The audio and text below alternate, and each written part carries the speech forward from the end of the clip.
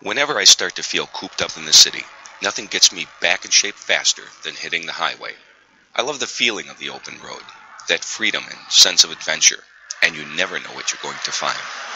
I stumbled across a dead man out here a couple of years back, stiff as a board, just laying there in the middle of the open desert. So I know that this far out beyond civilization, one false move could be my last. But today was going to be a good day, a very good day. We were on the 1-5 to Vegas, about 120 miles into the Mojave Desert, when we pulled over at a trucker joint for a burger. The food was lousy, and the waitress was a dog, but at least the beer was cold. On the way out, I spotted this girl hitchhiking by the on-ramp. She wasn't all that pretty, and she could have lost a few pounds, but at least she looked young, and oh so vulnerable. So I pulled over and picked her up. She told me her name was Gabby or Gabriella or something like that. She had a thick accent, so I could barely understand what she was saying. I think she was on drugs. Either that or she was retarded.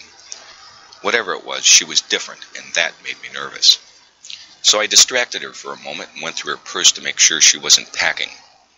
Then I tried to strike up a conversation, but got nowhere.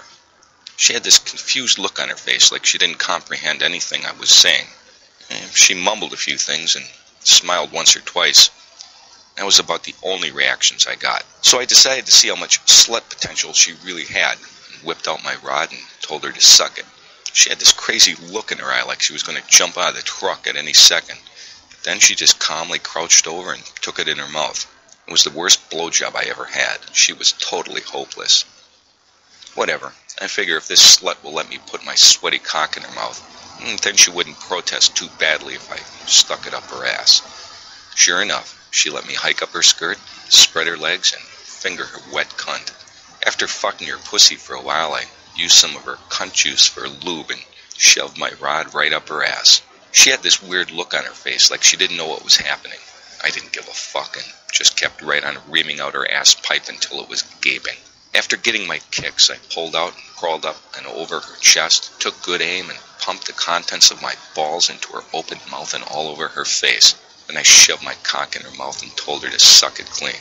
This stupid slut did what she was told. A few miles down the road, we managed to lose her at a rest stop, and I saw her talking to a trucker. She had the same confused look in her eyes. What the hell? We just climbed back into the van and headed out down the highway. Yeah, you never know what you're going to find on the road.